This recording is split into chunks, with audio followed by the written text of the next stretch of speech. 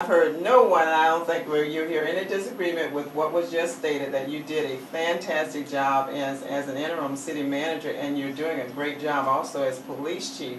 And one of the things that I told you that I wanted you to share with the listeners, since I've had you on before, but to share with them concerning this, what do you call it, the red light, or... Yes. Yeah. Gwen, thank you so much for the kind words, and Jim, also I sincerely appreciate that. It was a great experience being the interim city manager, and having come up through the ranks, it gave me a great opportunity to see how the various divisions of the city work together, and more importantly how they're funded, and from a budgetary standpoint. So I learned a lot, and I think I came out of it better for the experience. But one of the things that we began about 2 years ago was looking into the concept of bringing red light cameras, and as you may know, they've been very prevalent in Europe for many years, and have only relatively recently come to the United States. So we went and received proposals from 3 very respected vendors from around the nation. And the vendor that we selected had a lot of experience in the European market, and we felt that their technology was just superior to the others. In addition to the fact that they were already based in Florida doing some camera programs here, and the feedback that we'd gotten from those other cities was great. So after going through quite an extensive permitting process with the Florida Department of Transportation, some of the other state agencies that are interested in this kind of thing in terms of our streets and roadways and how we police them, we were finally able to get the permits. We'll have a total of 5 intersections covered. Now, currently, we have 2 intersections, actually 3. One, the intersection of Flemish and Ridgewood, both north and southbound. Now that's the one I see at least once a week. That's right. That's right. No, actually twice a week, because I go that way to go to church as well. Right. Then we have the intersection at Flemish and Nova. Now we have the southbound approach at LPGA Boulevard and Ridgewood Avenue, which is functioning now. And ultimately we'll have cameras at both LPGA and Nova, and at Mason and Ridgewood, which is a high incidence area for accidents. So obviously we look at this from a safety standpoint, and the first question invariably that I'm asked about the program is, how is it funded? And I'm very happy to report that that absent the minimal time that the officer who is trained to review these various videos of the infractions that we receive each morning, absent their time, there's actually no taxpayer dollars that are expended. It's totally funded by the violator. And we pay a per month, per camera fee to our vendor, and they administrate the program for us. And then at midnight each night, the violations from the previous day are downloaded to a computer. And a specially trained officer reviews each and every violation. And if in fact there is a violation of the traffic control device, the officer will elect to issue a citation. That is then sent electronically back to the vendor, and ultimately the individual, unfortunately, will receive a citation in the mail. So your person actually is making the decision as to whether or not there's been a violation. Yes. And then the company that you contract with actually sends the violation, the request for payment out. That's correct. But it is in fact a sworn police officer who makes the determination as to whether or not a citation will be issued. And I can tell you that we've issued over 800 warnings or traffic citations in the past month at the various intersections that are covered. And our officers have rejected several of those for one reason or another. So they're very careful to make sure that their review of those individual violations are done very carefully.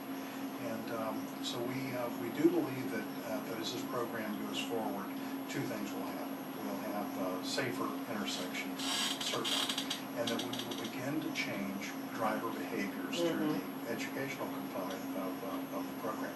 I know that as I go through Daytona Beach or on Ridgewood or Holly Hill, that my wife and I are always extremely cognizant, even if we know there's not a camera there, to make sure we come to a stop. So. And actually, some of the what do you call them, the directional devices that'll tell you how to travel from one place to the other, you can actually get software now that will tell you where the red light cameras are located. Really?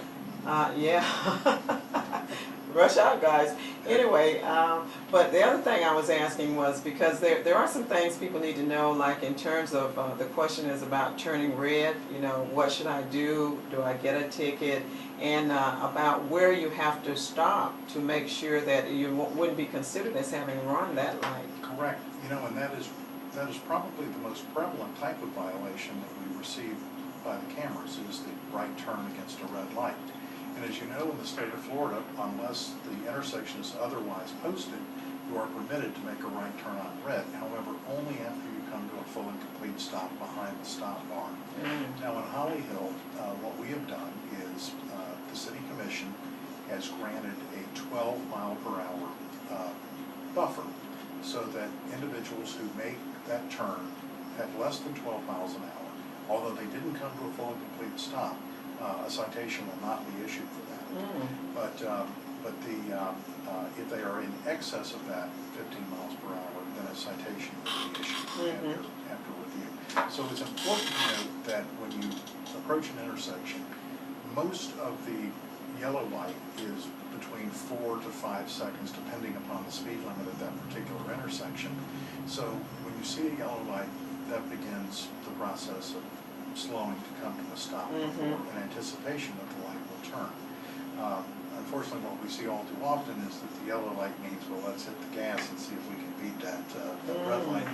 Or on the other side of it, what I've seen with a lot of, especially elder drivers, they anticipate that yellow light, and what they do is they stop. They go ahead and they stop while others are coming behind them. Yes. So people should not only be wary of what's happening with the light, but be wary of, as always, the driver be in front of you and behind you as well. Because I've always heard you're not just driving for yourself, you're also watchful of those in front and behind. You get the problem down there on Bellevue. Everybody's in that line in Bellevue to get out on US 1, and you don't have a leading left, so you have to sit there and wait till all the cars come toward the river, and then the next 5 cars or 6 cars try to get left out on US 1. I don't know if you've ever noticed that. That's what happens in Flemish too. Yeah. One other thing about this program that I think is important is, if someone does in fact receive a citation, you have 30 days in which to pay the $158 fine that's associated with that. It is considered a city ordinance at that point. You do have the option of contesting it, just like any traffic citation. And in furtherance of that, we will actually email you a website and a code where you can go on and view the violation just as the officer saw when the ticket was issued. Now, if you go beyond that 30-day period and do not elect to pay the ticket, then a state uniform traffic citation would be issued, and then it would be handled through the state traffic court system. And then would it result in points? It could result in points, and up to and including suspension of your driver's license. So there is certainly due process built into this program, and again, it's driver education and a safety concern, and I think ultimately those two things will have to place. I agree, and I know in Europe where they have these things, they actually drive at 100 miles an hour, don't they?